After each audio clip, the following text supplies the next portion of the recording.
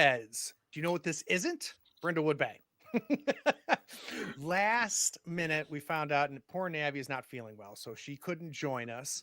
And I just can't let these three kick-ass role players just log off and wait till the next time. So I threw out an idea. I've got a favorite GMless storytelling game that we've played twice on the channel so far, and I've said, would you guys want to play The Zone? And because these three women are awesome, they said yes. So a couple things real quick. This is very similar to Annihilation, the movie Annihilation. It is definitely cosmic horror. It can get pretty intense. So viewer warning, there could be body horror, there could be gore. Things can get pretty intense in this game. There's going to be character death.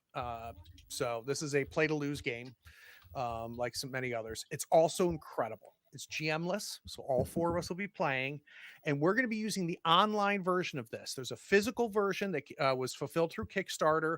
I'm not quite sure whether RAF is selling them physical after that or not, but if you want to play it and play it for free, you can do it just the way we're about to do it. You can go to play.thezonerpg.com.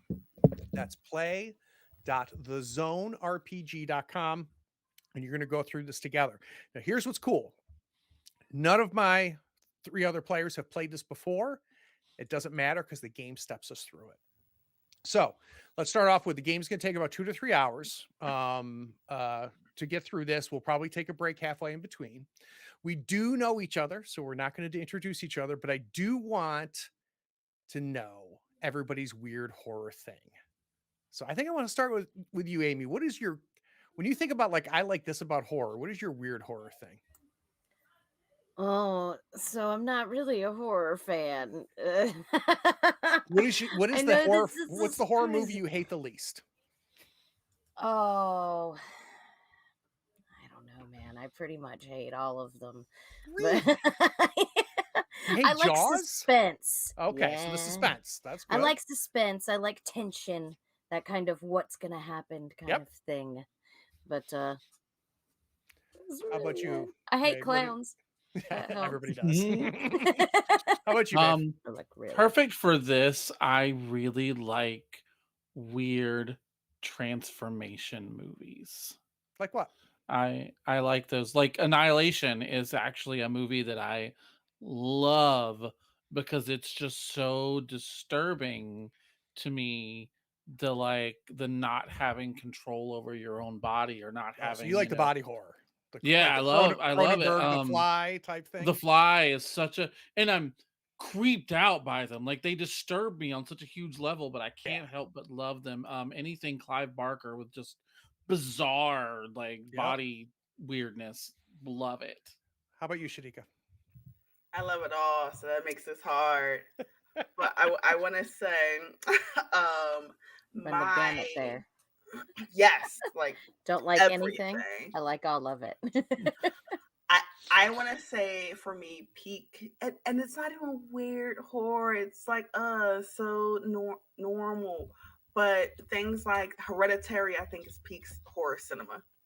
That's peak horror for me. Exorcism of Emily Rose, Oh something yeah. where outside Mhm. forces coming in and just possessing, and you have no idea of what it like. You don't know what's happening, and it's too late once you figure it out. I don't like horror movies with happy endings. Sure. All So right. That's yours, huh? Sorry. So mine, real quick, is I've seen so many horror movies that really my thing now is horror movies that do two things at the same time. One, lean into the tropes. Like if you're going to be a Mhm. slasher movie, then be a freaking slasher movie. And I want a final girl. I want masks. I want violence. I want creative kills. But I also want some level of subversion that makes it new. So give me 7 things I've seen before and then kick my ass with that 8th thing. So that's my thing. All right. So let's talk about the briefing. So we'll take turns reading this out loud. Let's do it by paragraph. I'll start. Welcome, volunteers. I know you've been wondering what the zone really is and if the rumors are true. As the 14th expedition, you deserve to know what we know. Not a lot, but it may help you. Shadika? it all started with the sorry, Anomalies. wow, Anom- Can't say it. Locals calling in to talk radio or visiting their doctors with stories of unseasonal weather and possible objects have sightings of unknown creatures, claimed conversations with long, wow, I can't read today, dead loved ones. People disappeared. Medical notes describe bodies that started changing. Maeve? We initiated special containment procedures, performed tests on those who refused to evacuate. Then, as if reacting to our attention, the boundary appeared and isolated everything and everyone within an area of several square miles. We don't know if there are still survivors or if they're still human. Amy?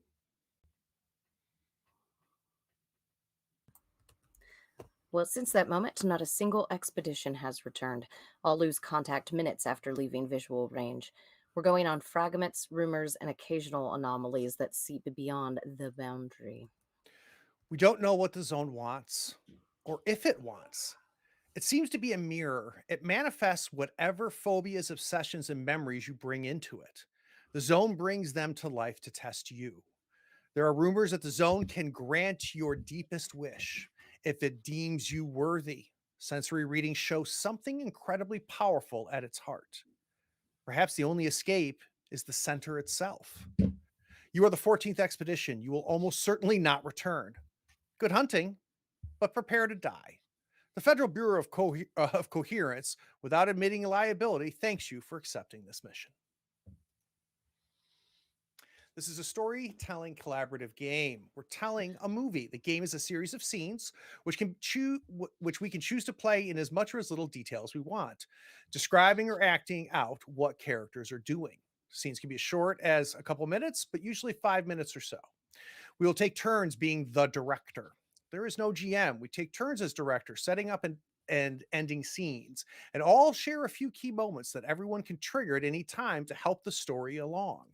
No one will be forced to be on the spot for long. We're in charge of our characters, but share responsibility for everybody else. We will play to lose. We are not competing with each other. That's why our fates are secretly decided at the very start.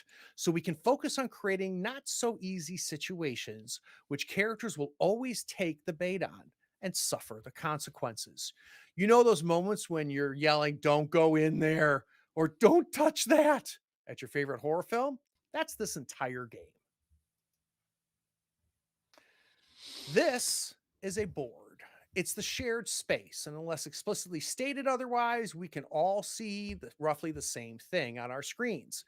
If there's something you don't that only you can see, it will say only you are seeing this. This spiral of cards represents the zone. Each card is a location the expedition will go through on their way to journey into the zone. The game starts at the zone observation facility, which is right outside the boundary. Once inside, you cannot backtrack. At each location, we'll do a few scenes. Expect to do 2 or 3 scenes in each location, fewer as we get closer to the center. One turn equals one scene. There are no stats or dice rolls in this game. Whenever a character tries to do something that seems like it would be not so easy for them, anyone can force them to pull a not so easy card. Not so easy cards have bittersweet outcomes that advance the story, like yes but and no and most of them will trigger a mutation. Trigger these often. Our fates are predetermined by fate cards. The characters on the fate cards must die in the scene when it's revealed, unless another player sacrifices their own character. You cannot die before your fate card, so take risks. When your character dies, you keep playing as the zone, setting up scenes as normal with nothing to distract you from making things weird, magical, and horrible for the survivors. The game ends at the center. This is the innermost part of the zone where the final player will ask it to grant or free them from their obsession. The remaining players embody the zone and decide the survivor's final fate. This game is so intense. All right, quick level set. We've got the X card, atmospheric silence, hell yeah or no. These are our standard safety tools. We're going to use the same safety tools that we do in our normal games here. All right, here we get to decide: do we want this between PG-13 and R-rated? You guys go ahead and mark what you like. I'm thinking R-rated too. All right, let's do this. Sorry, let's Amy. let's choose characters. Amy, you I remember the X? also clicked it. Okay, and you know the X card, right? Yeah. Okay. All right. Yeah. Oh, Each yeah. player will have an obsession, a phobia, and a reason they cannot go back to their old life. All these characters share one thing: they know the zone will almost certainly kill them, but believe it's worth it to fulfill their obsession. All right, I'm going to pick last. So I think I want Shadika to pick first. So Oh, these are your archetypes. You've got 7 to choose from. ooh, okay. I think something is pulling me to soldier. So Grab it. Click on pick me. there we go. Okay. Maeve? Ooh, I'm gonna be a scientist. Okay. Amy?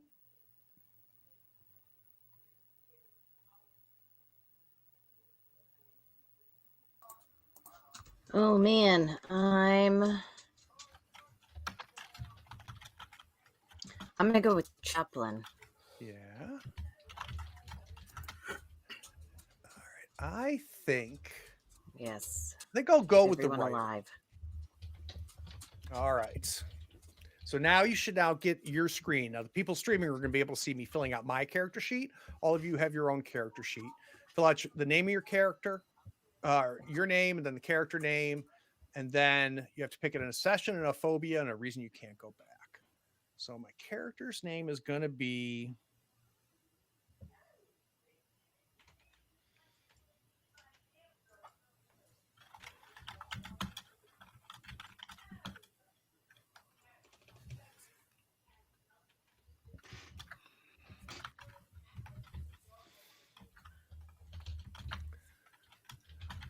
my obsession.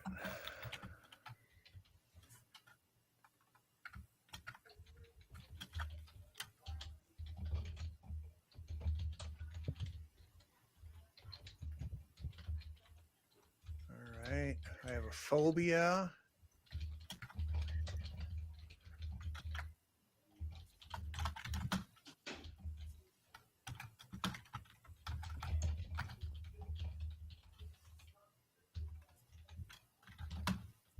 Okay. And the reason I cannot go back.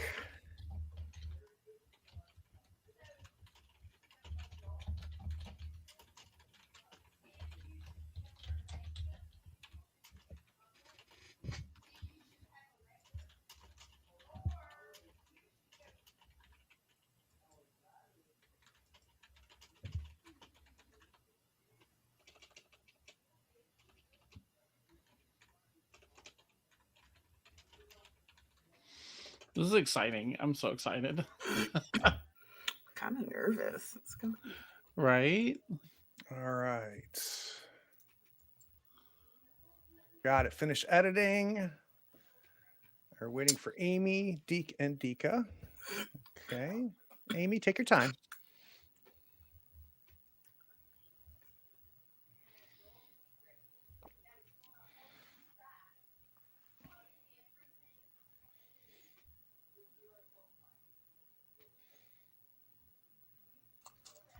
I'm trying to push the finish editing button. It's not working. There it is. All right. You guys ready? Push the number. Yeah, let's do it. Let's do it. I think so. All right. So I'm going to introduce myself first. My name is Mark McLobe. I am a writer. I'm a renowned talent with decades of award-winning work in the international stage, but success takes its toll. I have not managed to write anything in over 15 years. I've tried everything, but it's not working. And now even my fans are beginning to forget me. I can't go on like this. My obsession is inspiration, any muse that will get me writing again. My phobia is irrelevance, ceasing to be unique and being forgotten. And the reason I cannot go back is I've run out of ideas. I have nothing to write, and it's all I know. And if I can't get back to writing, death is better. Who's next? How about Shadika? Yeah. Hello, I am Scarlett Hoover. I served for 20 proud years, always the first to run into a line of fire, but I could not save everyone. After that terrible day, I began accepting increasingly dangerous dark ops missions to try and cleanse myself.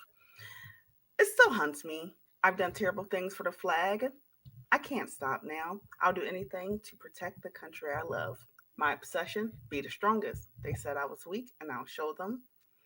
Phobia, being alone. I might not deserve love, and I cannot go back to my ordinary and repetitive life with my family. Nice. Amy. Oh, that's me. Well, hello, I am Abigail Helsing.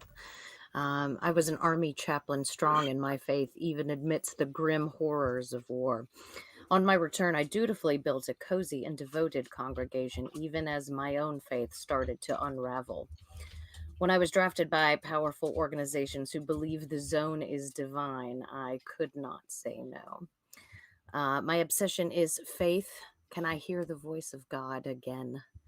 And my phobia is that I'm most terrified of meaninglessness, that there is no one out there listening. Ugh.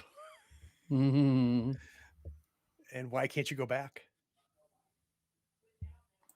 Oh, I can't go back because once you've heard the voice, there is nothing else. And you have to do everything you can to get closer to it, to hear it again. Excellent. Last but not least, Dr. Spicer. Yes.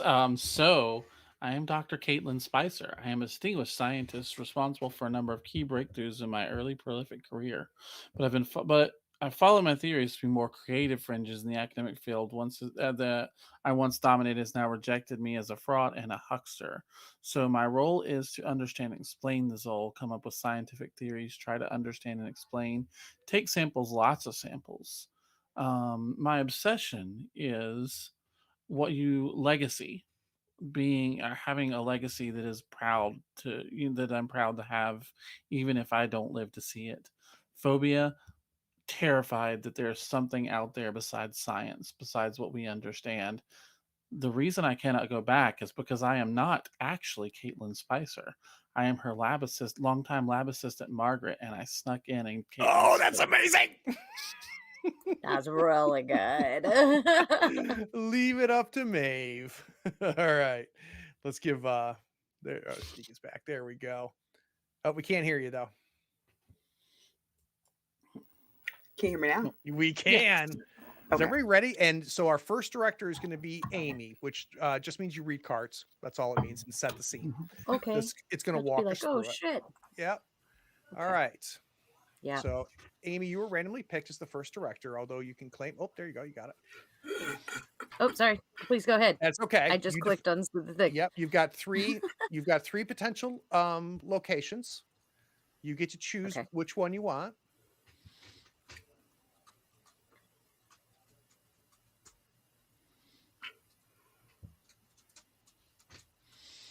Oh. Let's do this one. Yay. Go ahead and read it out for us. Location. Do I clicked So you should the see zone now. option, field Yep. tents. Do I get scene prompt? Is that Well, what I clicked first now? let's read what you have above there. So the zone observation facility, if you can read that out. Got it. It says field tents, sandbags, and portable scientific equipment in the rugged no man's land around the zone. Moved often, and then it cuts off on my screen. Oh, can you not zoom out? We need to zoom out your browser. I cannot. Oh, that's frustrating. What kind of browser do you have? It's just Chrome. Okay, and see the triple dots in the upper right-hand corner? Yes. Click that, and you see where it says zoom? Yes, it's 100%. Hit minus. Minus, okay. Zoom out. God, 1 sec, sorry. That's okay. I don't do this stuff. Did that help? No, I've gone all the way down to 25%, and it still won't show me the whole thing. Oh, that's really It's odd. crazy. Okay, Well, we'll work through it together.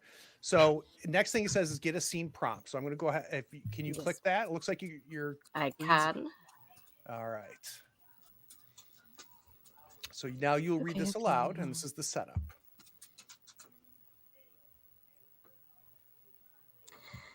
I'm really a little frustrated with it because I can't really see all of it. Oh, here, let me read it then. It says the night Please do. before, I'm sorry. everyone shares rumors. What strange animals or plants have been spotted? What weird anomalies, artifacts are people talking about? What's rumored about the previous expeditions? So what you can do now, Amy, is set the scene. So we're going to be at the expedition facility tent, out just on the border of the zone, and imagine like army tents, right? And what we're gonna do during this scene is we're going to share rumors about things that we've heard about. So you set the scene. Who are the first two people that are there? Can I actually ask you to start this while I fight with my browser for a moment? Oh, sure. All right. So I think it starts with our doctor. Mm-hmm. And I think our doctor is the first one there. We've got a bunch of army people around. They've kind of sequestered the 14th expedition. They say that, you guys will start over here. And then I come in and I come up to you and I say, Mark McLobe, you may have read some of my stuff. I've written several novels. I've heard the name. Yeah, I think I saw you in the airport on the way here. My face is all books. over it. Yeah. Dude, where'd you fly out of? Dr. Spicer, it's a pleasure to meet you. So, like, the reason I'm here is I keep hearing about this place and nobody's writing about it. It seems super secretive. So I wanted to like go in here and figure out what's going on. What brings you here? Well, I'm here because I've heard there's just, I don't know, everything coming out of this from the scientific community has just been fantastical, honestly, like bordering on from the weird to the just straight up impossible. And so I'm What's the here craziest thing you've heard? I heard that there were plants in here that could mimic human form and even speech. Holy shit. So I heard that people are surviving the zone, and I kind of look around and I go, but the government is hiding them and telling them that they didn't survive. So honestly, I think we're going to make it out of here, because everything that I've read on Reddit tells me that people are surviving and are just kind of like witness protection or getting relocated. She nods and then very seriously says, yes, Reddit is a very credible source for that. So at that point, let's have Captain Hoover, Sergeant Hoover. Have Captain Hoover, and maybe Captain, you were kind of mingling with the rest of the soldiers. We didn't even realize it. Mm-hmm. So you can come on over and sit with us. Mm-hmm. Yeah, Captain Hoover will walk over, sit down, and very judgingly look over both of you.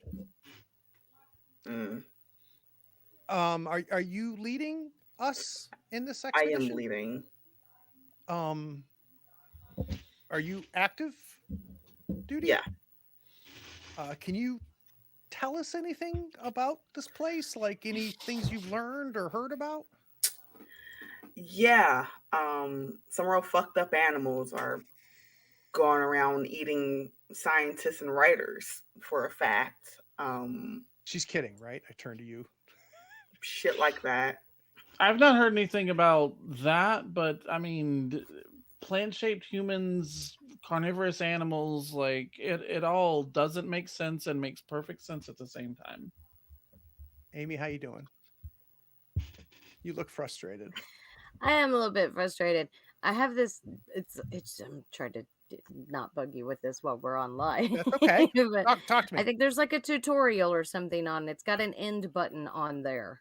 Yep, that's the end of the scene. So that's good that Yep. you can Okay. see it. Okay, that's all I've So got. all right, so yeah, Sorry. that's okay. So And hold let's off. Let's have you enter the scene. So you're the chaplain. The three of us are sitting there. We've got a very stern-faced sergeant, and then me, the writer, and then our scientist. Just walk up and join them silently. Are you visibly like? Do you have a Yes, collar or? visibly. Definitely got the collar on, but not like full regalia. Just black Gotcha. trousers, black shirt, white collar. I stand up and kind of walk across the room to you, and I go, I don't, chaplain, father, mother, like, I'm You not can quite. just call me Abby. Hi, Abby. Sometimes when like a priesty person shows up, that means bad things. Is this a bad Usually. thing? Most likely. Have you No. heard anything about the zone? I have heard that it is beyond our comprehension.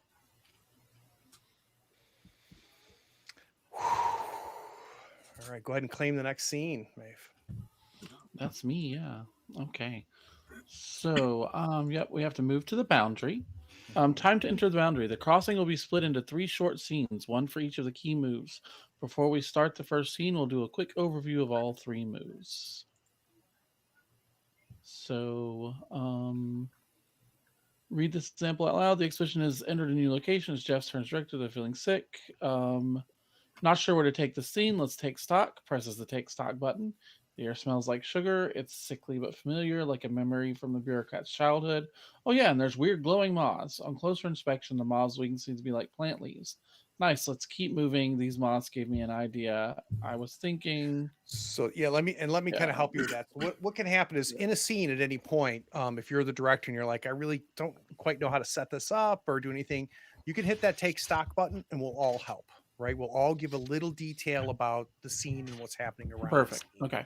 So that's the way we can help. We can collaborate with each other. Okay, and then so there's also a something's not right button. Yeah. At For the any person point, who and triggered- I'll paraphrase this, Maeve. Yeah, go Just to get ahead. us through it. Sorry. You're So good. this is something that anybody can press, like to kind of take things to a right turn. So if someone's describing something, and at any point someone can hit something's not right, and whoever's describing what's happening, we have them say, yeah, but something's not right. You have to say what that is. So you have to kind of twist what's happening. All right, let's go to the next one. Mhm. All right, not so easy. That's if one of us tries to do something. If I say, hey, I'm going to go ahead and, try to take a sample of this soil, one of you could say, yeah, that's not so easy. And then we pull that card and it's going to make things a little bit more difficult for me. We'll describe what that is. Let's click continue. Okay. All right, So Maeve. I'm the director, so I have the boundary is beautiful and inspires wonder, a seductive presence, or the boundary itself is invisible, but its presence is clearly felt in the effect and the environment on the creatures it intersects. And the boundary is psychological. It manifests in your minds, triggering thoughts and memories. Which one are you going with? I think it's more interesting for Caitlin, who's interested in all of like the physical stuff, to do the psychological. So set the scene. Let's get a scene prompt. The expedition sees the boundary for the first time, but does not cross it yet. And what does it look like? What does it everyone see and feel in the scene before entering the boundary? You will do that in the next scene. So is this where I will start off describing like? Yes, you get us started. Okay. So I think that as we are all crossing into the boundary, we don't necessarily see anything as much as like we feel it. You can feel these like pressures pulling and different, like it's almost like being on multiple elevations at the same time, like severe elevation drops at the same time. Okay, I'd like to take stock. I think we're going through a field. So I think we've left our tent. We're walking through a field with grass that's like knee high. And just like the doctor said, there's no like visible light. There's not like the ground changes, but our ears pop like we're in an airplane. Shadika, do you have a detail? I want to say, as we're walking through this field, how it feels the hairs on your arms and the back of your neck is standing on edge. Mm. So Amy? that one card. It stands on edge because of the faint electricity in the air as a few drops of rain smack across us. All right. Anything else you want to add? Any other prompts you want to do, or do we want to move to the next scene? That's up to you, Maeve. You're the director. I think we're good to move to the next scene. Is anybody else? No, you're the director, so hit on end scene in the Yeah. bottom right there, Yep. next to emote. Yeah. No, it's not letting me end on it. It's blinked out. All right, hold on. Okay. So, Move. we got to go through the. All right, hold on. I gotta go through the tutorial. There we go. Yeah. Now it's good. Yeah. All right. All right. So the Shadika's turn. Claim it. I'm so excited. Do another scene in the boundary. Okay. The expedition starts to cross the boundary, but something's not right. So as we're crossing through the grassy plains, you see more of it, but as we're crossing, you can kind of also hear the clicking sounds of maybe an animal, maybe not. But it's a vast field, but we keep hearing clicking sounds as if it's all around us. It's worse than that, because in actuality, not only do we hear the clicking that kind of surrounds us, but each of us can swear that something keeps brushing up against us in the tall grass. So I like, what like, and there's nothing moving in the grass. Nobody can see anything, but as we walking, we keep feeling like we're hitting something or something's hitting us. Mm-hmm. All right, now you can escalate things. I want to say it's kind of worse than that. As you feel the things hitting us, but it's dark, even if I flash, like, let's say gun attachment flashlight, nothing's there but grass. We also feel a wet slime up our legs, but from underneath the clothing. Okay. End scene. Yeah. Just like, oof. All right, it is my turn. Greg's turn, yeah. All right, I'm going to do another scene. All right. So I'm going to describe this, and then one of you is going to hit the not so easy button. Okay. So I'll get started. And when I try to do something and you think, yeah, that's not so easy, we'll go ahead and you guys can go ahead and invoke that by hitting the not so easy. So there's one final obstacle before making it into the zone. As the slime is going, we feel that slime, and when we lift our legs up, we don't see anything. It's like the stuff brushing up against us, and it's the clicking. I think we finally get to a fence, maybe like a 14 or 15 foot fence, like a tall fence. It's got barbed wire up top on it, and it's got a gate, but the gate is not locked. And I think I kind of like turn to each one of you, and I think I defer to you, and I go, Sarge, are we supposed to just open this? Captain, sorry.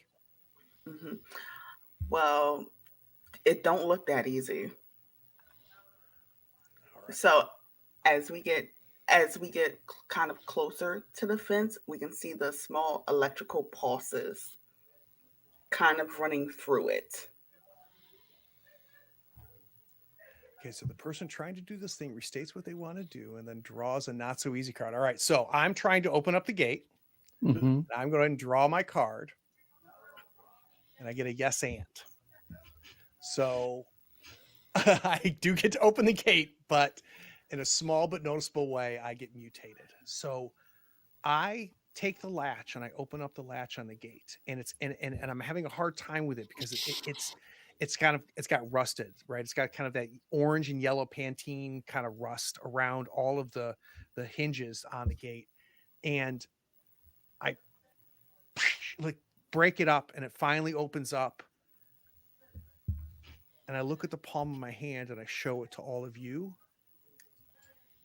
and you can see like where my knuckles are. I'm starting to rust. Ooh. Doc, what the fuck? Yeah, I think Caitlin is immediately like grabbing your wrist, not near your hand, and pulling it towards her, and like just examining it like as much as possible, and like that's and she pulls out just a little like a little just knife, like a small like hand knife, and is like tapping on your knuckles, and is like, that, do you hear that? Like, that's metallic. Should we cut it That's off? incredible. I mean, No, can you I bend think them? that's a terrible idea. It's fine. I'm you fine. can you bend them? Yeah, I'm fine. I'm fine. I'm fine. I'm good. We can go. I'm fine. Okay, but I'll be interested if anything else starts to spread from there. All right. So, Amy, you should now have the scene. How you doing? Okay. Yeah, I think so. Okay. Go ahead and claim your scene. Here we go. Must move on, right? We must move on. So, do you want to go past the boundary, move to the first location? And if so, hit 2. Yep. Let's do that. So the next this is about exploring the zone. Remember, we're doing this all together. We can play the not so easy cards, the take stock, just all the things that we just learned how to do. All right. So the first place we're going is to the mall, and you get 3 choices. If you can't read all 3, let me know, Amy. Which is a palace of glass elevators, reflective walkways, boutiques, models staring from huge billboards, so clean that the effect is kaleidoscopic. Interesting. All right, set the scene for us. Okay, let me get to my prompt. The environment itself seems to take sides against the expedition. So we start moving through the place, and like we'll turn a corner and it'll be a blank wall without a door, or we'll reach out for a handle for a door frame before it's like sucked back into the wall. And it seems like the sunlight coming in through the windows is almost aiming for us, making our vision difficult as we move through the space. All right, I just hit the take stock. Yeah, I mean, obviously it's an abandoned mall, right? And the walls are moving. There's the hallways, the stores are changing. That's really disturbing. Like the way that the skylights that are like over the main walkways, like the sun is following us. I think the longer that we're walking in these hallways and we're under these skylights, like we start to feel the heat gets really uncomfortable, kind of like a magnifying glass on an ant as we're walking through it. So that's my take stock. Who's next? Mine is really interesting, and this is fun for me because I personally have synesthesia, so my sensory sometimes are really messed up. So I'm going to give you something from my perspective. Since the light is coming in such weird angles and such intensity, the familiar smells of the mall are here, but you're not smelling them. Instead, as you walk through a certain sunlight, a certain like scintillating coming through the light, that's as a spectrum hits you, you know that light is telling you, everything in your brain is telling you that you are smelling something familiar, the churro stand or the fountain or the clothing store or the chemicals of the clean, but you're not smelling it. You're feeling it through the light. Okay. Amy Shadika? Okay, to kind of add to our little weird sensory, um, it's taste, where it tastes bland. It tastes Mm. like the color white. It just tastes like nothing. And it's just sitting on your tongue as you're feeling and seeing and experience all these other sensations. There's no absolute taste at all. And on top of that, Ooh. occasionally you'll hear the laughter of a small child break through with a murmur of conversation as you pass by a shop door. Oh. What are we supposed to do? Are we supposed to do we go to the center of the mall, or Captain, like you're We move forward. yeah, but when we move forward we keep like finding new dead ends, so I don't understand what that means. Well, clearly we need to take stock of what's going on. Something, I mean, something visual is messing with our visual centers. So we need to try to figure out how to rely not on what we're looking at, but what our other senses are telling us. So what do we do, Doc? Close our eyes and walk around. I think Always ask for intervention. I think we follow the spectrum.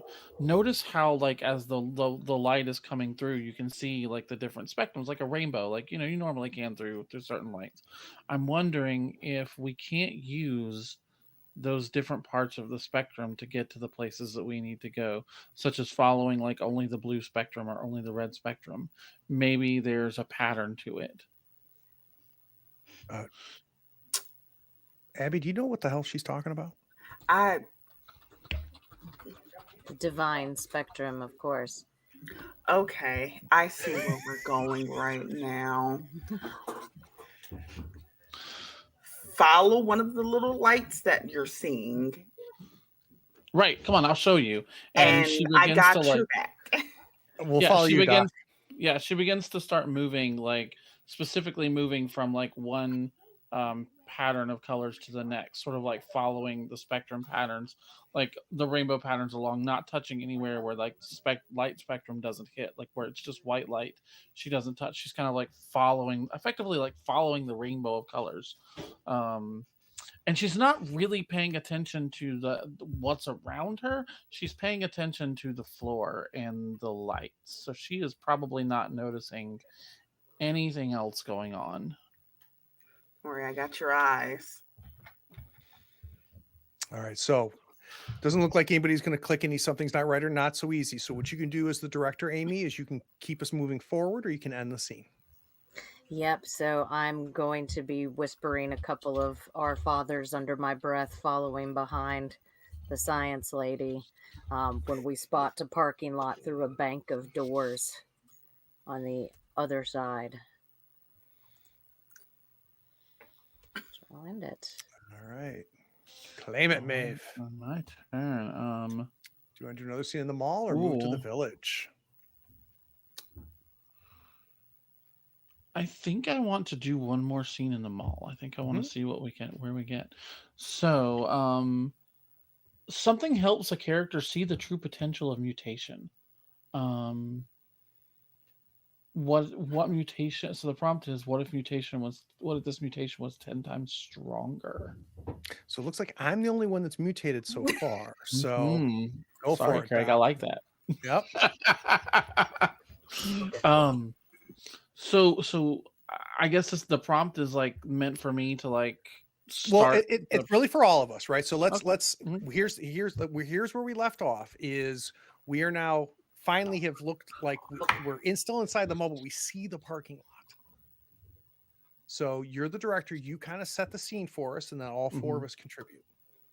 Okay, so I think like as we followed this, as we followed Dr. Spicer like through the spectrum, we've gotten like closer to the parking lot. There is the potential of a way out, but what catches our attention that holds us in the mall for just a minute is that the one small child's voice suddenly becomes multiple voices, as if we're hearing multiple people throughout the mall, almost like a low roar. And I'm Dr. going for the Spicer's, yeah, Dr. Spicer like turns and tilts her head up and goes, "Do you hear any of Yeah, that?" I do hear that. Let's go. And I'm gonna grab. Go ahead, please. Sorry. no, go Amy. I was gonna say I'm gonna spin and grab my holy symbol, whatever it should be. But something's not right here. So All right. So you're gonna say that. So another player. something's not right. All right. What do you think it might be wrong? That kind of this force that has been impeding our senses is now zeroing in on us and moving all those senses closer and stronger and more impactful, like it's compacting us within it. Maybe a little bit worse than that. Oh, I'm loving this. So as you described, we do feel the force, and slowly our eyes start manifesting small ghost black inky images of children. Not different children, the same child, but multiple figures of that child with kind of a changing, shadowy face, which resembles different children we all know in our lives. I'm gonna run up to Dr. Spicer and grab both of like your upper arms, right? Like around the shoulders, and look at you going, what the hell is going on? I know you see spectrums and stuff like that. Are you seeing these children? Yes, like that. It's fascinating, and No, she it's kind of not shrugs. fascinating. She shrugs I'm you gonna off, and she shoot goes it. and leans. Well, she goes and leans down as you're doing that. She's going to lean down towards a child as you're shooting. Not Yeah. fascinating. Not fascinating. Yeah, this is And I'm just- absolutely, I think, a not so easy. But I'm not sure who it's not so easy for. Well, it depends for on who me triggers or- it. Who's gonna trigger it? I'm going in to shoot one of them. All right, so Okay. why don't you trigger the not so easy on the captain? Mhm. Oh, sorry, I clicked it. My bad. That's okay. All right, and then you, Shadika, you should be able to click the not so easy. So you start shooting at one of the children. Mm-hmm. Click the card. Huh. Narrate it for us. Ooh. Okay. All right, that's fine. I'll stick with the rest. No, and the zone mutates you, creating much more serious problem, which must be dealt with immediately. Okay, a little bit of karma. So as you see the captain shooting, the rust goes along the side of the gun onto her hand and slowly traveling up her arm.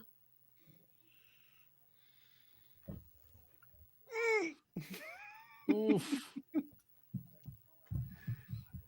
Just like, does that mean her finger is now stuck on the trigger?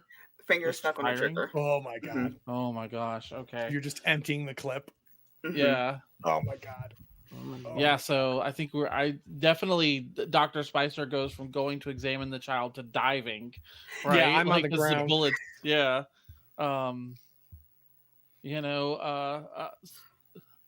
Sergeant, what is going on? Damn Captain. it, Captain! I can't stop shooting. I'm just praying. Does the clip empty? I think yeah, I guess the clip, how long does it take It a clip has to to empty if you're be. firing it full? I Well, don't I'm trying actually to know. aim at all the specters, if that helps. Does it do anything?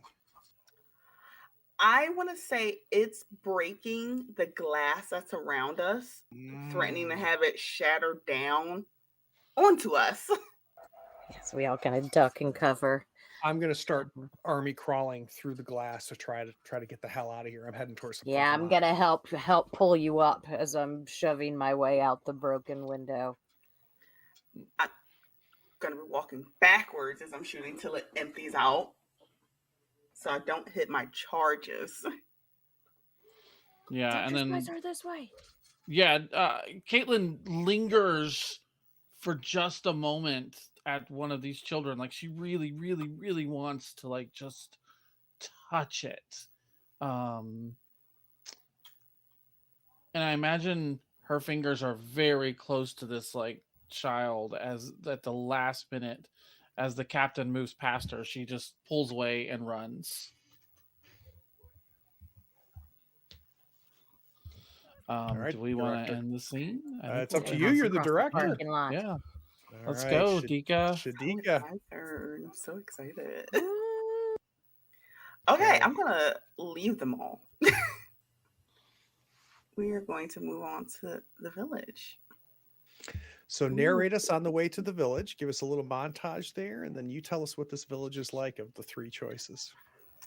As we're kind of leaving the mall and walking, the field comes back up, and then we slowly see other buildings and everything, buildings of a village coming into our eyesight, into our view. So there is absolutely a charred devastation, community cut short violently, blackened, anthropomorphic, remains scattered around under an even coat of ash. So it could have been a bombing. It looks a lot more of a war scene where you will also have some bodies littering the ground, all not full, some partly, and some fresh blood spills and some older blood spills. Captain, what the hell did you guys do here? Dear God. Did you It's guys bomb this? What did you assholes do here? who? You What the did fuck? this? We bombed this? No, we didn't do Oh. this. There's Things blend together after a while. You stop seeing people's faces. Let's go. You think the other expeditions did this? Wait a second. Hold on. And I start like moving some of the ash away on one of the bodies Mhm. and realize that the clothing is like colonial. and I'm gonna Right. say So it's a not so easy okay. as you go to move the ash away. All right.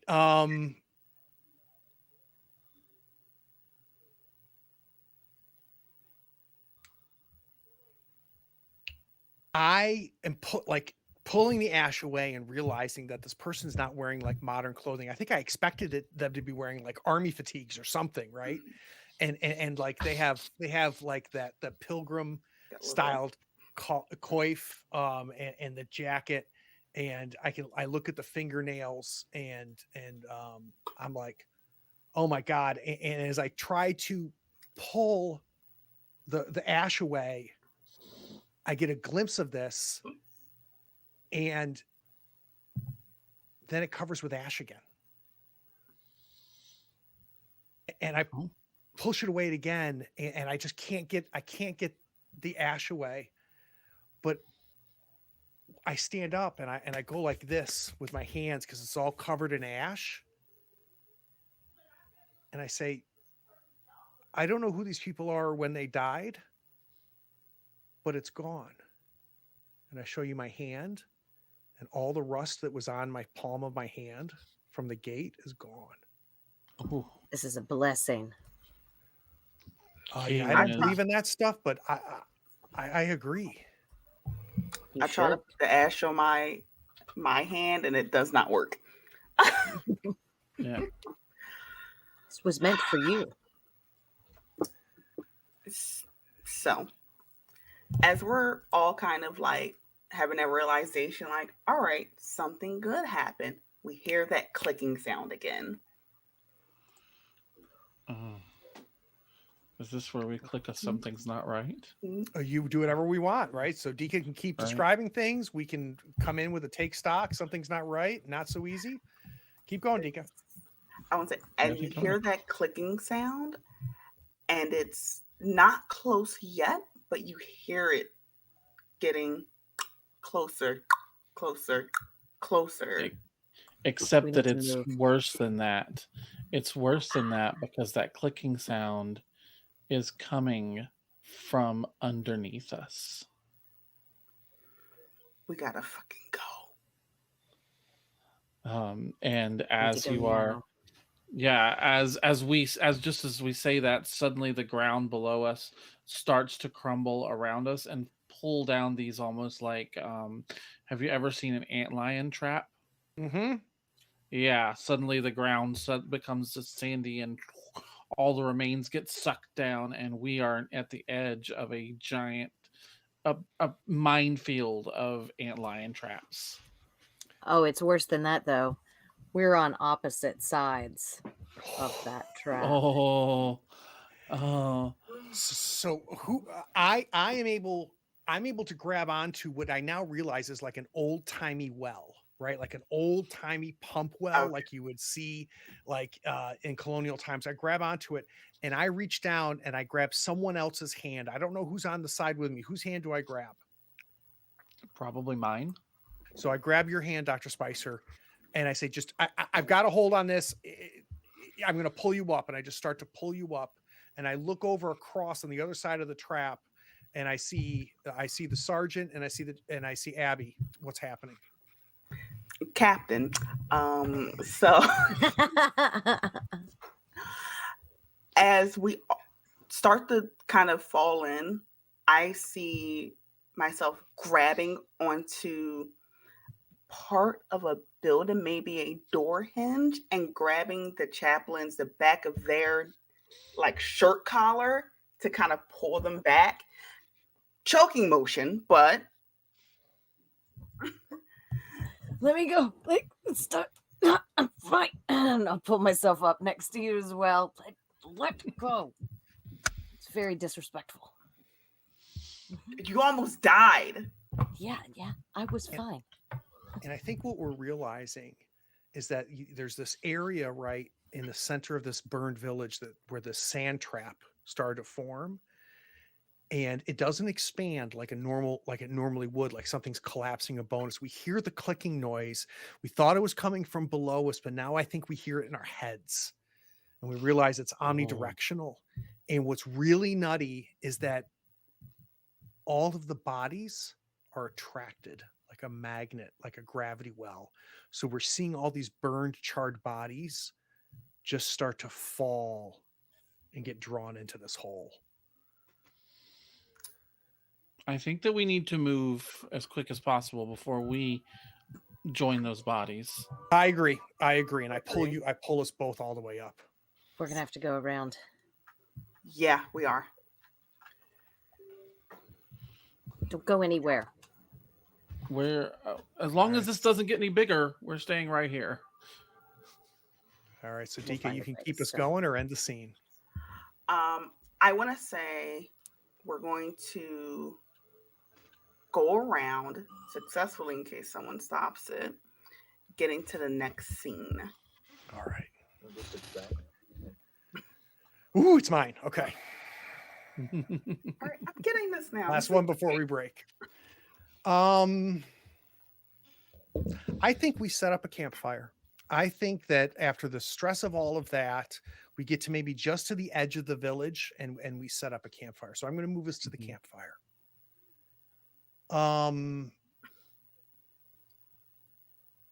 I kind of work with the captain to kind of gather wood. You and I, between my days in Boy Scout and your training, we kind of build that we build that fire. I brought granola bars, which I kind of sheepishly like hand out if anybody wants one. Yes. And as we're sitting there and kind of the heat from the fire, the crackling noise kind of counteracts that clicking that we kept hearing in our heads. It kind of drowns it out for us. Just kind of start to relax a little bit. And I kind of go, I think this thing is fucking with time. Because that wasn't like, that was a village like old village. Not like village people village, like old village. I mean, I saw what they were wearing, and that well that Abby, that I pulled you up on a Greg, you saw that well. That's a well that is hundreds of years old, and maybe it's reclaiming things the way it's sucked in. I don't know. That's my theory. Well, I mean, that could explain the weirdness with the light. If it is adjusting time, if we are moving through time but not necessarily through space, then light would be very weird. But there's so many inconsistencies with that. I don't. I'm going to have to do some calculations, and I think she kind of steps to the side of everyone and starts like looking like up at the sky, up at the stars, and starts like mapping things out on a notepad, just like in this weird zone. I'm afraid you'll never be able to understand that. Science understanding can only go so far, and this is not a thing of our making. Do we really fucking care what it is? Are we not trying to just get to the end? Sure, probably time traveling's fucking weird to see. Like, what'd you say? What are you, magazine writer guy? Yeah, like I think it's like trying to reclaim time, or I don't know. I can get behind that. Well, I don't think God's here, sweetheart. I mean, listen, God is what is bringing us closer. Probably a death. Listen, everything is based on causality. Things happen to make other things happen. And that is true whether God is affecting it or what. But things happen to make things happen. And I think we are seeing things unhappen. I don't the rust. Unhappen. That makes sense to me. As if the causality is breaking down. Things can't just unhappen. I mean, that's... If things can happen in one order, why can't they happen in the reverse? Abby, you've got to expand your mind. Look, you saw what happened to my hand. Look at the captain's hand. Her hand is fused to that damn gun. She's rusted to the gun like that. Yes, you were chosen for healing by the one who calls you closer. I'm going to take my good hand and swig my flask. Anybody else want any? Absolutely. and she takes the drink and she goes, oh my gosh, I think this is incredible. This is just incredible. It's more than I thought it would be. I think it's more than any of us thought it would be. Yeah, I thought this would be a simple... No. You strange people in and out. 14 expeditions, and you thought this would be simple, easy, and out? 14 expeditions that haven't come back? I've survived worse. No. I worry for you, Captain. What waits for you at the end of this journey? Hell. All right, guys, we're going to take a 10-minute... Oh, we're going to end the scene and take a 10-minute break. We'll be right back.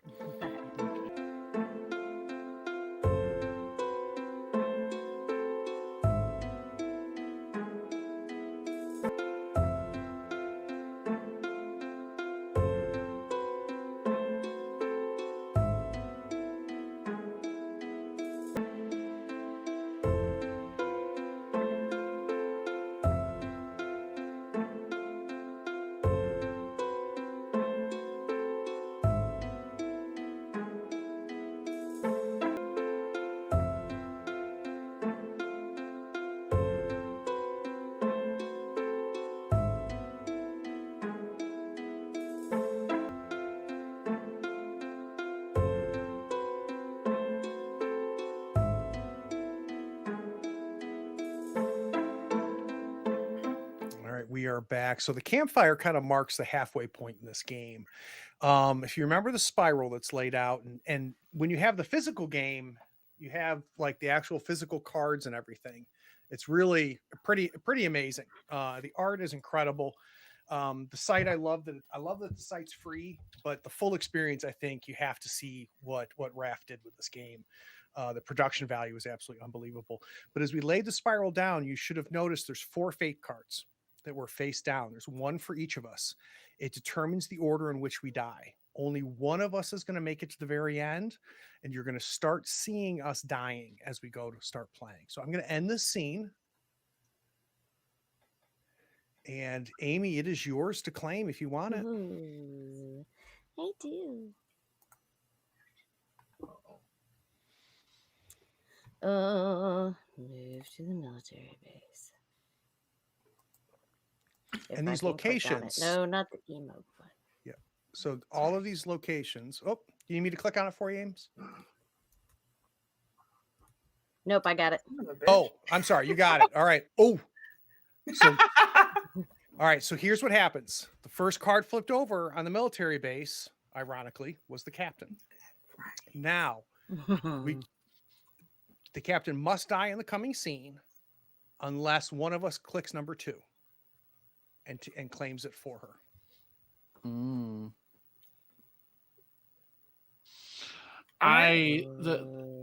The captain dying in the military base just feels It's too good. Poetic. Yeah. It's too poetic. I'm sorry, Dika. All right. I'm gonna accept my fate. Love you. Do it. Oh. All right. Oof. Okay, Dika, you're the Okay, director because this so- is your death scene. She just Oh, yes, the she now becomes the director. Oh, it is. Oh my god. Yeah. Tell us about Ooh. tell us which of the 3 things pertain to this military base. Oh, give me one quick second. Okay. We're gonna do filled tents, neat rows of jeeps, sandbag machine gun locations, but as if everyone just left, yielding to a non-existent relief force. All right. So as we kind of take a break, take a breather, take a respite, we get up and we start walking toward what is obviously a military base from the outside. We see the barbed wire entrance, all the military jeeps, the setup for a fight, machine gun. And as we're walking through, we see some pitched tents. And I'm like, something looks a little bit familiar here, but I've been to a lot of military bases in my 20 years of service. Wait a minute. What do you mean it looks familiar? Like, I've been here before. Once you've been to one military base, you've been to all of them. See, it's That's that true. time. I turn to all of you. I'm like, see, it's the time thing again. I need you to think, Captain. Have you been here before? She's gonna close her eyes. Very funny. I thought it was. And open her eyes and just kind of look at more so the training grounds and say, I have been here before. Okay, I just triggered this. Something's not right. Oh. And I think, as you say, I've been here before, we now see people going through the obstacle course you were looking at in the training grounds. And they're in like Desert Storm type fatigues, the multiple shades of brown. And they're kind of running through and they're going through that. They were not there until you said, I think I've been here before.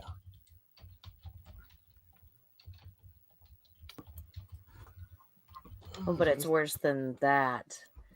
As we see these figures kind of fading into existence, the sound of a pitched battle begins to arise as well. And before you know it, you can hear blades of a helicopter overhead, and like a bullet flies past right in front of our faces. Is this not the most beautiful thing we've ever seen? Um, What the heck is going on? We need to find cover right now. Get I'm down. I'm gonna run to a tent. The tent's not gonna help. But It's it's also not so easy. go to the to run to sandbags. that tent. Oh, did you want Oh, not so easy? Okay. Yeah. So I start running for the tent. And as I'm running, I'm halfway there and I dive to like go through the entrance of the tent. And you see out of my back erupts 2 sets of bat wings. And as Oh I'm my gosh. diving, they make that leathery cracking sound that bats make when they fly. They're not birds, right? It's a different sound. And you just see me like fly over the tent out of sight. That is the most insane thing I have ever seen. And I think the doctor is just standing there, like staring, like what is going on? I am going to physically push the doctor down behind some sandbags and say, I'm causing this. This is the battlefield is the most peace that I am at. You're causing this? So wait, you think that you conjured this with your own memories of what is going on? Possibly if it fits with the time shit y'all was talking about. Okay, I'm gonna take stock. I think that as you say that, I'm gone. You don't see me anymore. It's just the 3 of you. And when you say like this is where I'm the most comfortable, this is home for me in the training, in the conflict, and in war, the trainees all stop and they turn and they face you, Captain, and they start slowly chanting your name.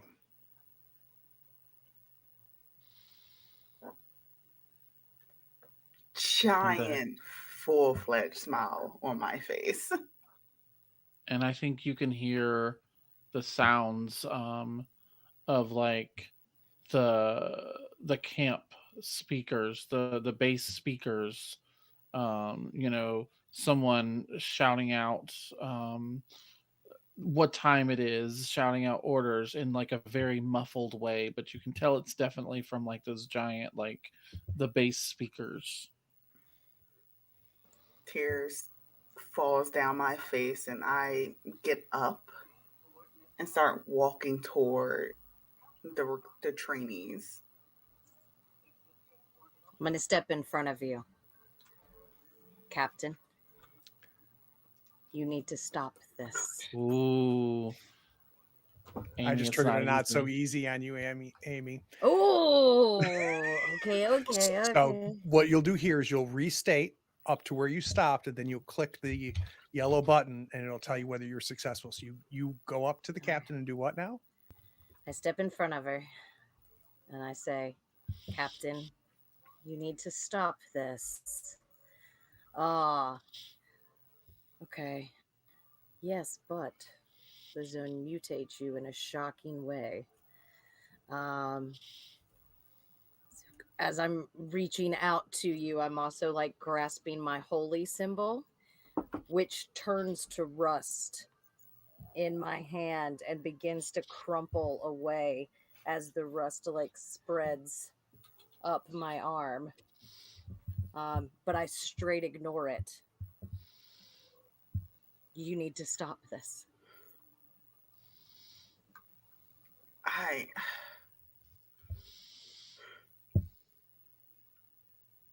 All right. Okay.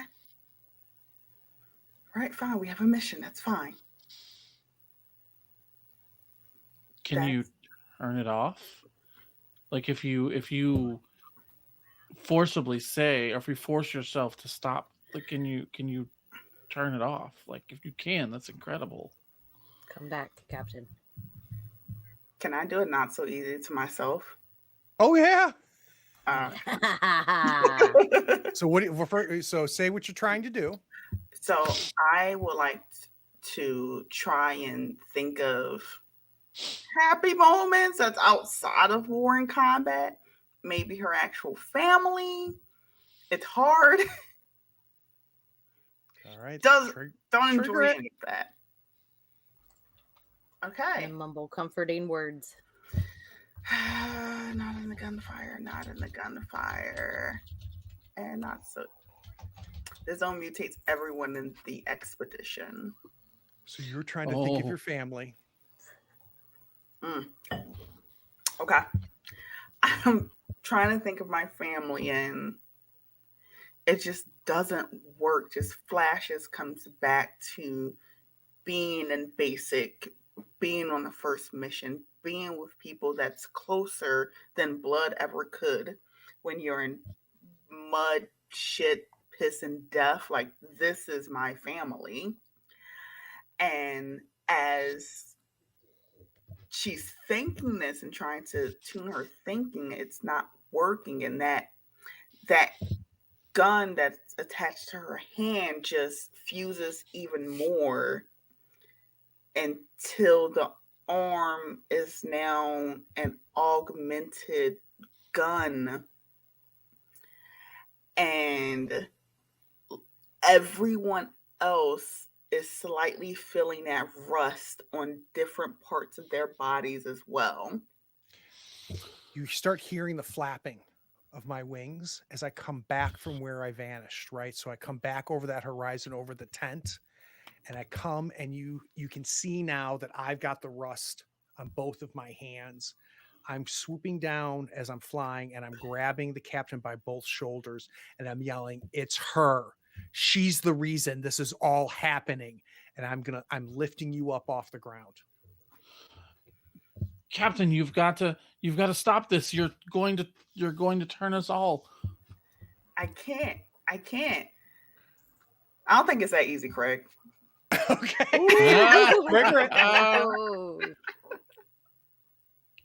it. So I grab you by the like the shoulders of your lapels, and I'm lifting you up. Your feet have come off the ground, and I'm lifting you up. I have every intention to fly up about 30 feet and drop you, because it's in my head that you are causing this, and the fact that this is spread as you're thinking everything is. This is where I've been. This is what I'm thinking, and it keeps things are getting shittier and shittier the more you keep talking. Yeah. So I'm lifting you up.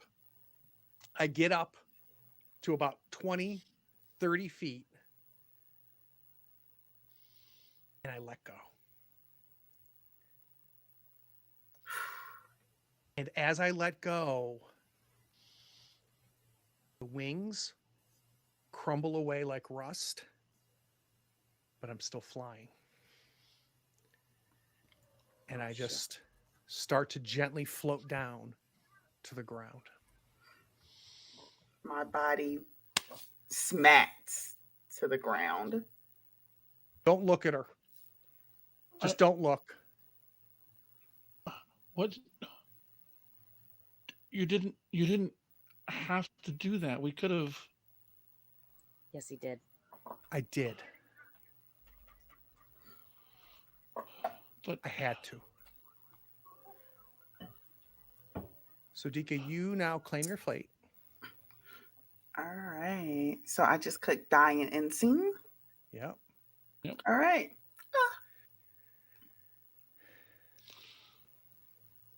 So you're now with the zone. You continue to take turns as normal after this, but the character, your story ends here, but you still get to do, it's not that easy, take stock. You're still completely participating in this. It's just the captain is now dead.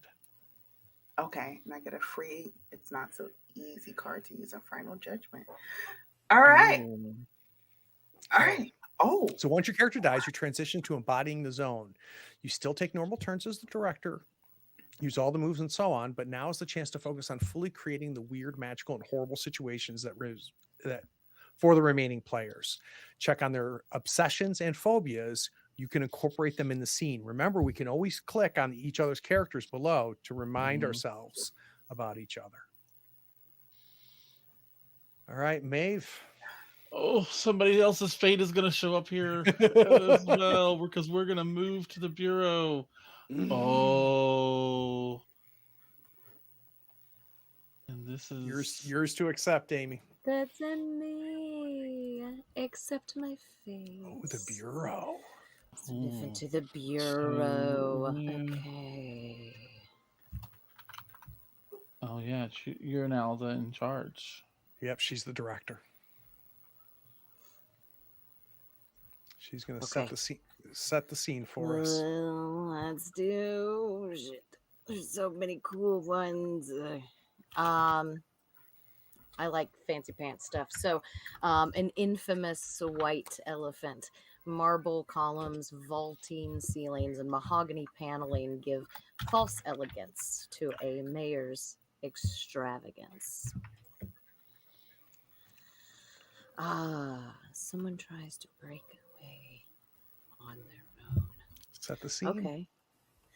All right, so we step up to the bureau, this facade of white marbles and columns, and we make our way up and open the front door. And as soon as I place my hand on that door, I hear the voice that speaks to me that I've been searching for so long, and it calls me deeper inside.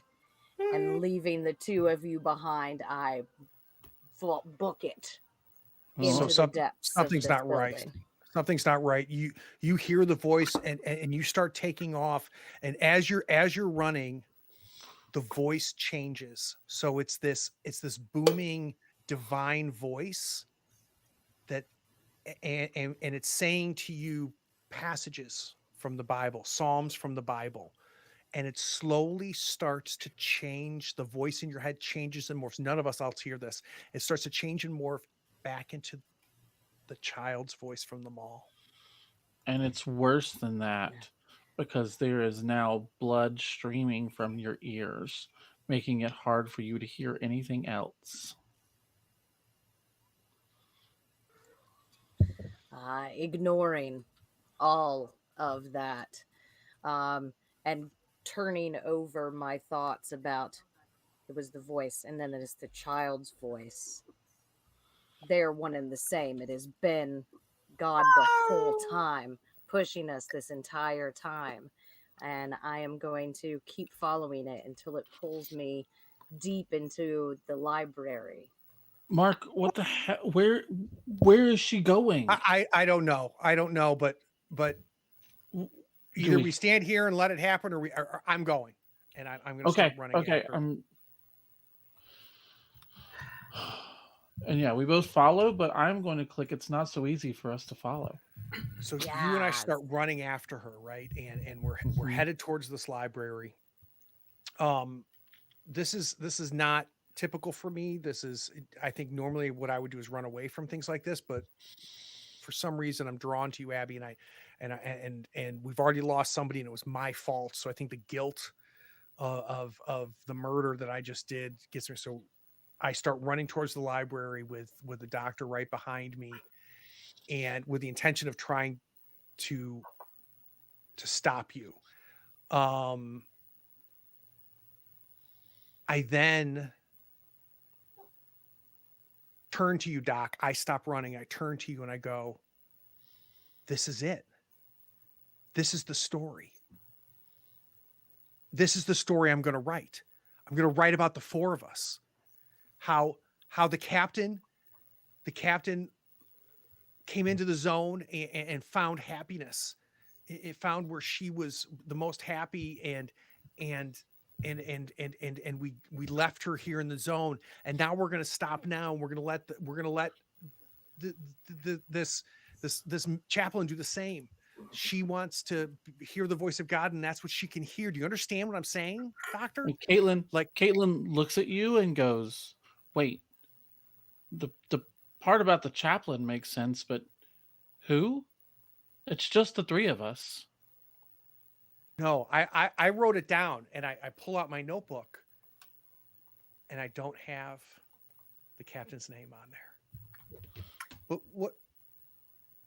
weren't we? Wait a minute. So I'm going to click something's not right. So you are now the only person that remembers the captain, but even those memories, even what you just did, even the murder is now fading out of your mind. Look at my notebook. Look. Wait, no, her name. Hold on. So, and my pencil's not working. I'm trying to write her name in my book. Doctor. It's worse than that. We don't know yet. I'm going to keep going until someone says it. Doctor, the military base. Don't you remember? No, Don't you remember? no, we came from the mall to here. It was just no. us. No. Worse than that. Ooh. What's the name of your family members? You're slowly can't recall that. And where were you before you were here? Who mean, is this so for? Is this for the doc or for me? For you. Okay. Yeah, there was the army base, and then there was the mall, and there was the mall, and then we came here, and then she ran off. But I don't remember. Wait a second. Who the fuck are you? I kind of like step away from you. I'm Dr. Spicer. We've been here the whole time. I need you to focus, notebook. Mark. I don't know how I got here. You're a writer. You said you came in. Remember we talked about coming in through the airport, and your face is all over the airport. Right. Yeah. But right now we've got to find the chaplain. If we don't find her, I'm worried something's going to happen. So let's focus on that right now. We have a goal. Let's focus on the goal, okay? Okay. I'll follow you. And she'll head into the library trying to find the chaplain. I'm just on my knees, rocking back and forth and just reciting scripture, and I'm bleeding from my ears, and my eyes have just gone a solid white. And the doctor reaches down. Right. Oh, what's not right, Dika? This is a good scene, huh? So as you're on your knees, rocking back and forth, the sounds of the child, of that booming voice turn into the child, is slowly going away to nothing. You only hear your own prayers and the footsteps behind you. You don't hear anything else. No. Nothing divine. No. And it's worse than that because it's beyond silence. It's an absence. No. So you have doubted your faith. You have doubted that you've been able to connect with God. You've doubted, your resolve and what you believe in. But this is the first time that you have felt it in your stomach. You know there is no God. And I have the realization that the child's voice was me. Was my voice calling out for hope in the darkness. It was my voice that evolved into that internal monologue, that realization that something that was bigger than me was always me. And I'll just look up at both of you. Huh.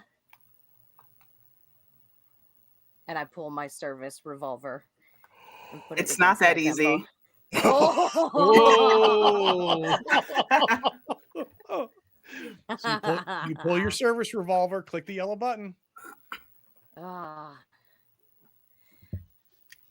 I hold it up against my temple and I pull the trigger, and the rust spreads across the side of my face in like a splatter.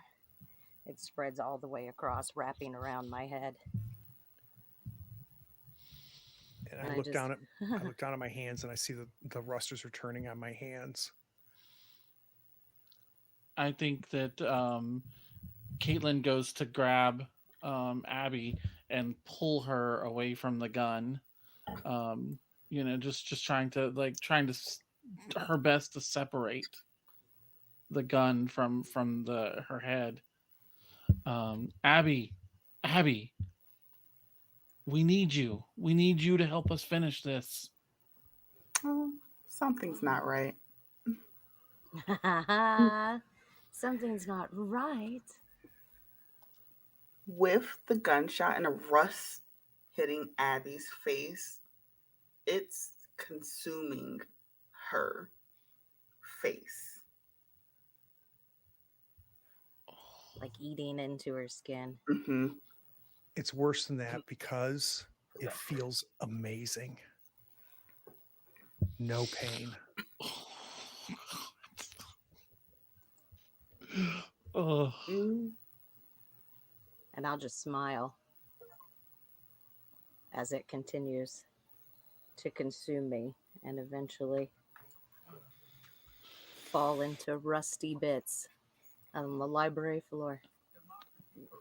I think that the doctor is like holding you this whole time, trying to like, come on, this is not how this is supposed to go. This is not what we're supposed to be doing. Get up. And yet, Fight holding her this. body isn't that easy for you. Ooh. The zone mutates. Giving you an unexpected ability. So what were you trying to do? I was trying to hold her, trying to shake her out of her stupor, and as I am holding her, and she is starting to rust away, my hands begin to shake and vibrate almost. And suddenly, as she's just there and most of her body is just this like skeleton made of rust, my hands vibrate to the point where she suddenly just, and I'm basically like watching my hands almost vibrate out of sync with the rest of reality. And there's nothing like much left. I think that's where we'll do it. I think so. Dragon ends soon. Chaplain is now one with the zone. All right. Yay. Who's next? It's Dika's turn, but it's gonna be somebody's fate. So Oh, okay. So We're gonna move on to the swamp. ooh, I will accept my fate. Ha ha ha. Oh my gosh. As you're vibrating, not only do we see the chaplain crumble away like a time lapse of a like a metal frame just rusting away over time, the same thing's happening to this white marble mayor's office and this library that we're in. It all starts crumbling, and you and I are hip deep inside of this suffocating bayou, and there's the clicking and the buzzing is all around us. It's a swamp of water, of dinge, and of death, and a swamp in the air of insects, and they're all over us as they're buzzing around. And there's mangrove trees and this brackish water and these mangled roots, and I look at you and I go, What's happening? Wh- How did you get us here? This doesn't make sense to me. I don't know. We were just in the other place, right? That place, and I point, and you look to where I'm pointing, and we see like this faded portal, and we can see the library, and then another one opens up next to it, and we can see the military base, and another one opens up, and we see the burnt village, and the mall, and the entrance. This is. Oh, we Ooh. can't hear you, Dika. There you go. Something's not right with that. Yeah, absolutely. Okay. Though it's coming back to you now. In that panel of things, you see an office, your office. You see a lab. You see a room with a cot in it. You see other people's space as well. So I'm imagining like it's surrounding us, right? All of these different portals. And it's every place we've been and home for each one of us. It's worse for you Okay. because somehow it's playing with time. It's only been showing the past, but now you see the future, your name written in a book, and it slowly fades away into nothingness. No, No one remembers this author. No.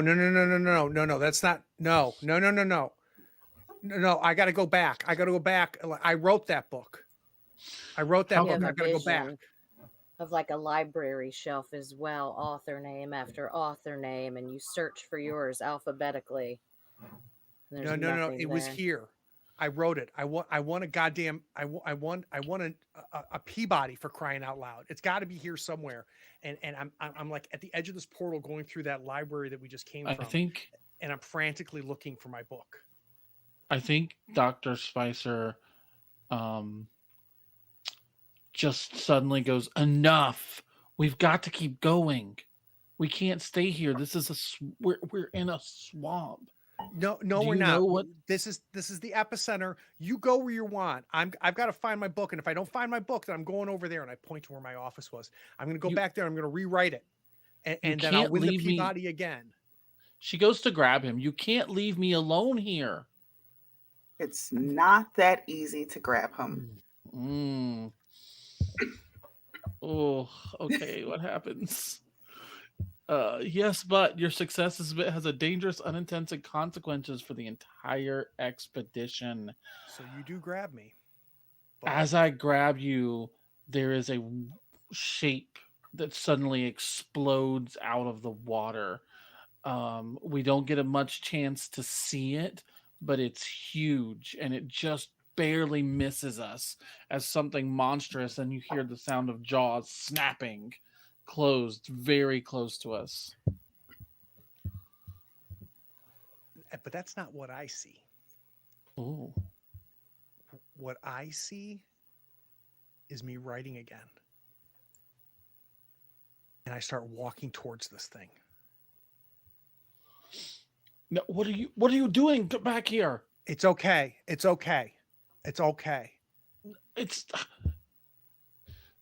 You can't do this to me.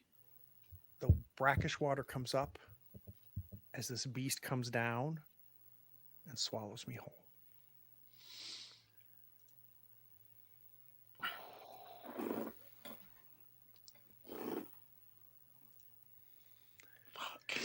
I'm going to move us to the subway. So we are all gone. It's just you. It's just the doctor.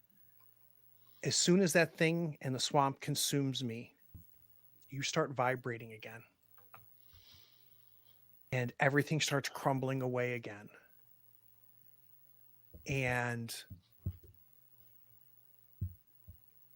you now find yourself in this gritty, tiled, and claustrophobic subway. and it's not a subway like in New York. It's like one of those Paris subways that are just older than the United States ever. You know, it has existed long before the revolutions in France or in the United States, and it's been maintained. And there's these, but it's rusting.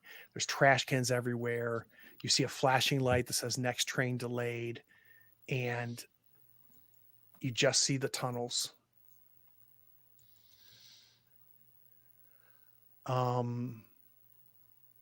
As you're walking through the tunnels, Doctor,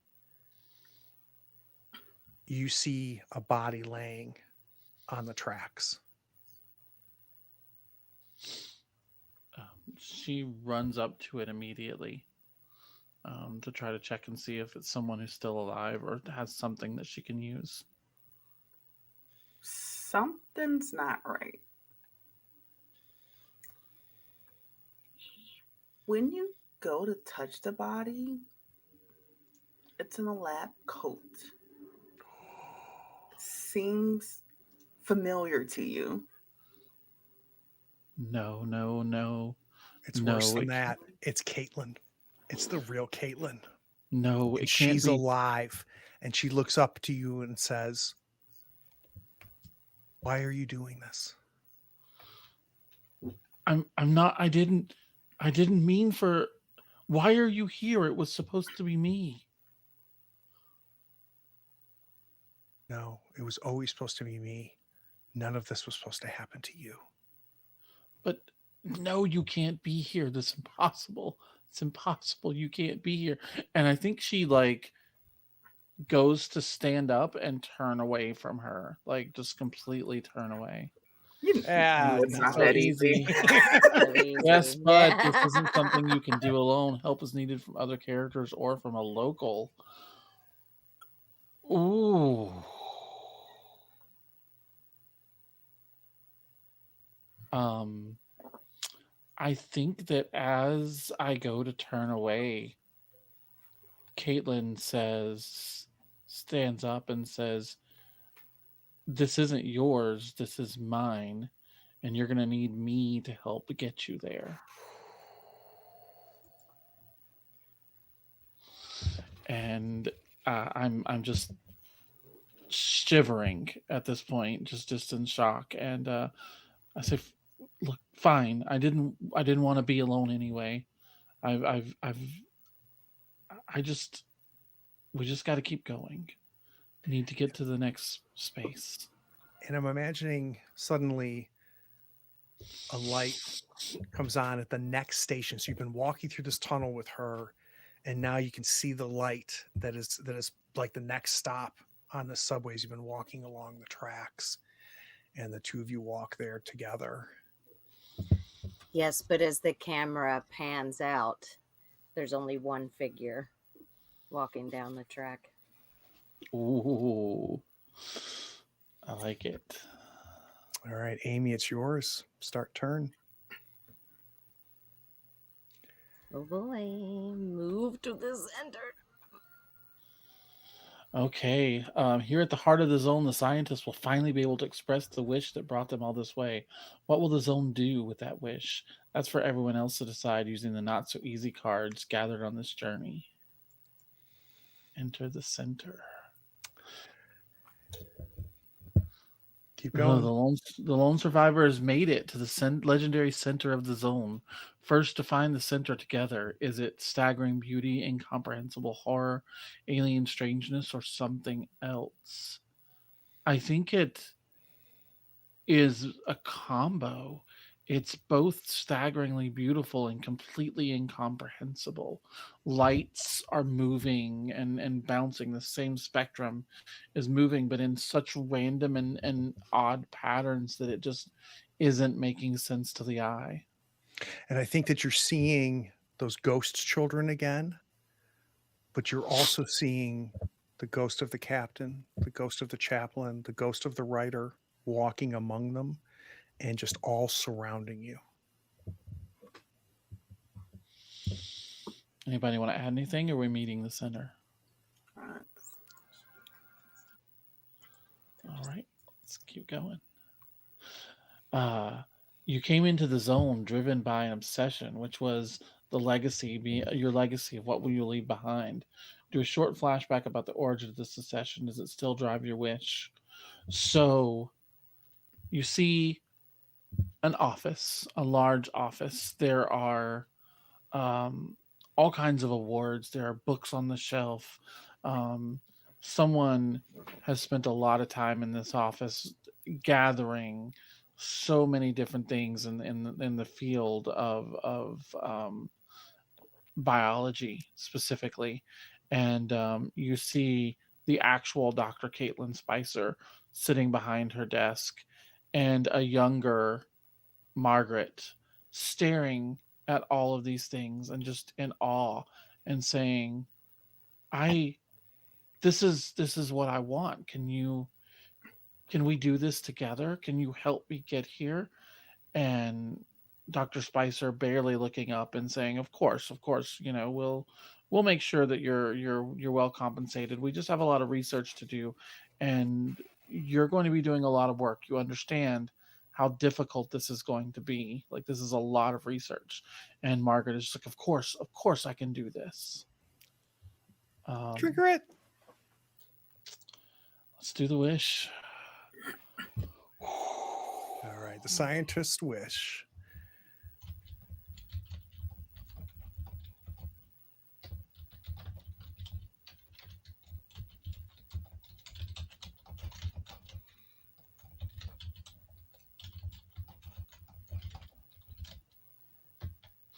She wishes to be in Dr. Spicer's place, not just her accolades, but her life. Dr. Spicer's husband, Dr. Spicer's children, Dr. Spicer's everything Dr. Spicer has had that she does not have.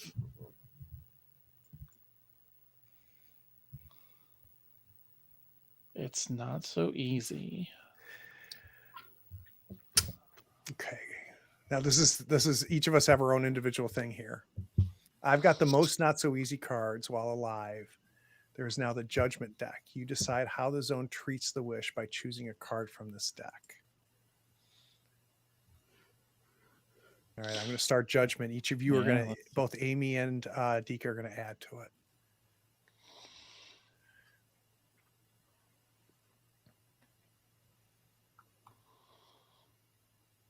Okay. So Amy at the bottom there, you get to choose. Sorry, my internet's gone wonky. That's okay. You got a choice of two cards at the bottom. My internet's gone wonky. I'm having trouble tabbing. Okay. Nope. I'm trying to refresh. Okay.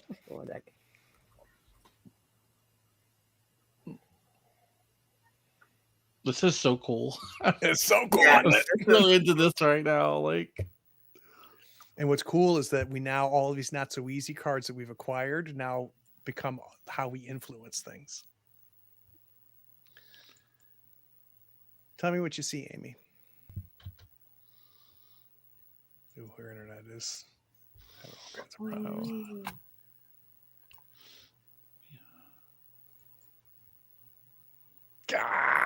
Come on, Amy. I'm still seeing the wish words being typed across the screen.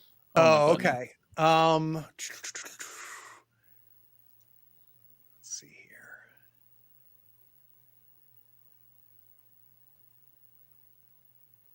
Tell me if this changes it for you. Oh, let's see if she comes back. She disappeared. Uh-oh. Oh!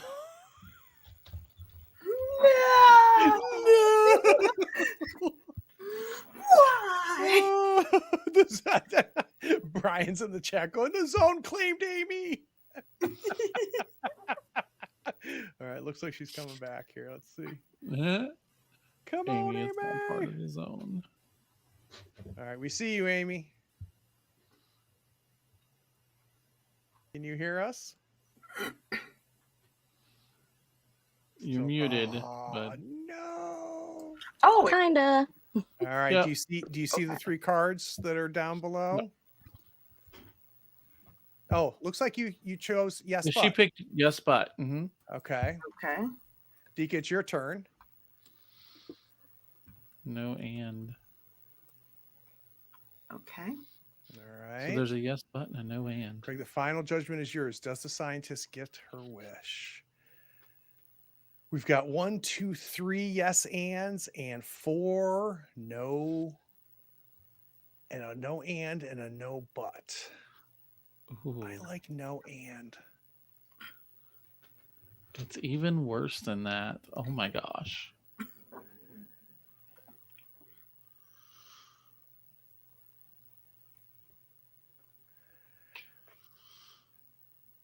You're mysteriously found outside the zone.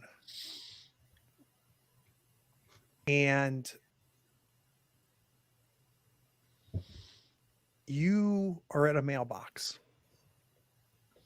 in front of your home. It was the home you lived in when you were going to high school.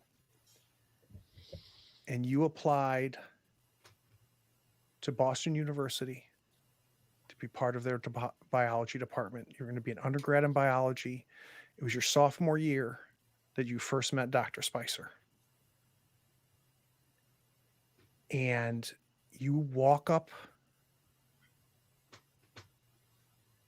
to the mailbox. And as you're walking there, you walk past a car and you look at your reflection in the windshield of that car. And it's 18-year-old you. And you remember this moment when you opened up that mailbox and you got your judgment letter saying that you were accepted to Boston University. You open the letter, and it's a thin one. And it says, "I'm sorry.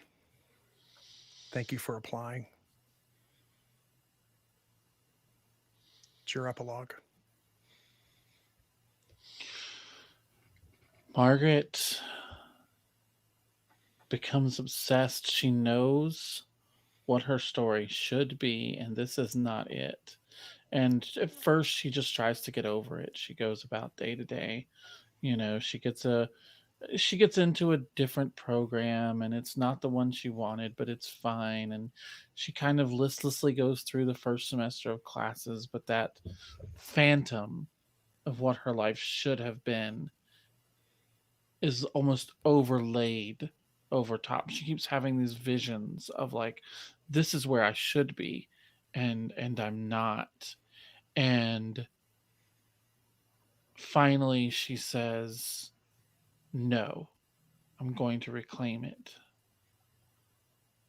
And she gets her stuff together. She uses her intelligence to create some, as much of a fake documents as she can to get herself onto Boston University and into the buildings. And she gets to the office of Dr. Spicer and she hears two people talking. And she opens the door, and there is Margaret herself talking to Dr. Spicer, that same scene that we saw right before her wish. And they're having that same conversation, but that's not her. She's not there. And the Margaret that's in the room stops. You see Dr. Spicer almost like glitching out. It turns its head. Margaret turns her head and looks at the Margaret in the door. And she doesn't turn her whole body. She turns just her head, almost like an owl. And the eyes are empty, and the smile is wide.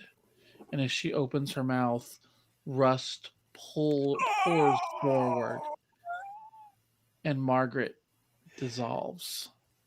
And the last thing we see is a night janitor who sees this mess, looks at it with kind of a disgust, sweeps it up, and pours it into the trash can. That's it. That's the zone. That's it. I love it. Ooh. So I think you should this is so cool. start with our survivor. What's your thoughts? Oh. I am intrigued. This was so interesting. And I just like I love how every time I'm like, well, this is how this is going to go. Someone throws something else in, and that's not how it went at all. And every time I'm like, okay, I think I know how I'm going to react in this scene. Somebody throws in something and it changes the whole scene. And then you've got to react to a completely different set of stimulus. And it's really fantastic. Yeah, what's neat about I love how prescriptive it is, right? Because I think creativity comes from constraints, and this game gives you just enough constraints that you're forced to go in certain directions, but we actually obviously have a tremendous amount of freedom. So for those of you watching, again, you can go to the website. You can play that for free. I gave it at the beginning. It's was it Play the Zone? I reduced my browser. Yeah. We put it in the chat though, didn't we? PlayTheZoneRPG.com. Play the Zone Play RPG. .thezonerpg.com. And I saw on there you have the ability to pre-order this. So this is the physical version. It is gorgeous. It's got all the cards. It's got 24 unique characters. We only had like 7 to choose from. This has 24 of them in there. It's got 248 cards. So all of the different locations are different. All the different prompts are different. It's pretty damn cool. So I highly recommend people check it out. I am excited because whoops, I'm going to put that right there. I'm excited because all 4 of us are going to Camping for Gamers this in April. And all of us are going to get a chance to play this again, which I think is exciting. Other than the technical problems we had, Amy, what worked for you? I enjoy playing with y'all anytime I get to play with y'all. This definitely is way outside of my normal comfort zone, but once you get it going, then it starts to flow and make sense, and I get it. Now, I don't normally do horror things. It's just not my vibe, but normally the reason I don't like horror is because it's gory, and I don't like that. And I think that's the difference with this is it was suspenseful and it was weird and it was kind of awful, but it was like the good kind of awful. But it didn't have that like blood and guts for it. So I'm here for it. I like weird things. I just don't like horror. So question for you, Amy. Have you ever played like a GMless storyteller game like this before? Or is this a first? Oh, wow. Nope, first. Yep. So the other one I'm bringing with us for camping is called For the Queen. Nice. And that one thematically might fit you better, but it's a similar idea where there's no GM, there's cards that prompt us. So we got don't let me forget in April that we're going to sit and get a group together to play For the Queen. Because I think you would completely dig that. Definitely remember. Yeah. Last but not least, what worked for you, Dika? The interruption of people actions work really well for me. Like I was really nervous at first to be like, oh, I don't want to mess up their idea. You got real comfortable with it by the end. oh yeah, I sure did. I was like, no. Yeah, like once my character died, I was like, okay, that was good. Let's see what else we can do. So last but not least, guys, this was a perfect use case for these types of games. And it's why I think it's good to keep games like this handy, which is you got a game night. We're not going to play without Nabby.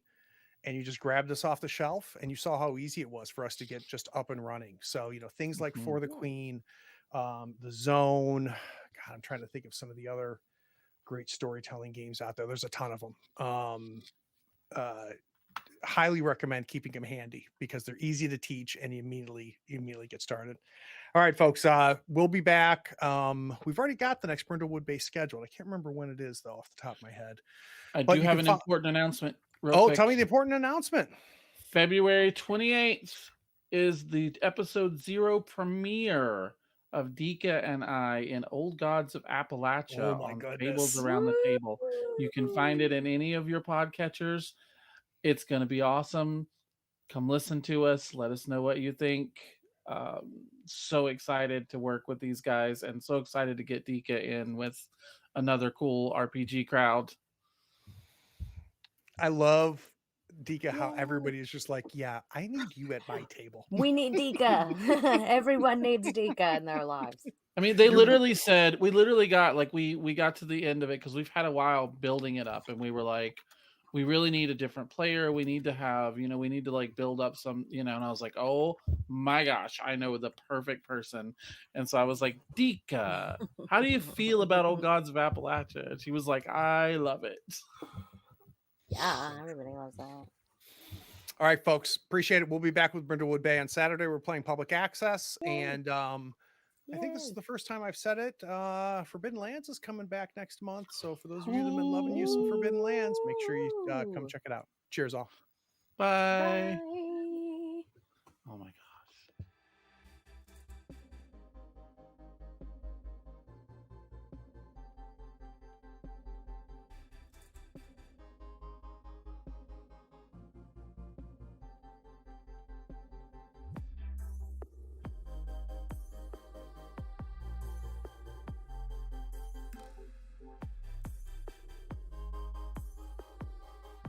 Howdy, friends.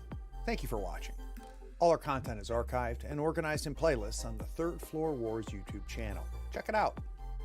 And if you could like, follow, subscribe, and even set your notifications to this channel on YouTube and Twitch, we'd appreciate it, and it'll make sure that you catch all of our content. I talk with creators, designers, and experts across the gaming landscape in every episode of our podcast, Tabletop Talk. Open up your favorite podcatcher and search for Tabletop Talk from Third Floor Wars. Support your creators. They make the content you love, and it's your support that makes it happen. If you want to help us, go to Third Floor Wars on patreon.com, and you can help us for as little as $1 a month. Thanks again. We'll see you next time. Take care.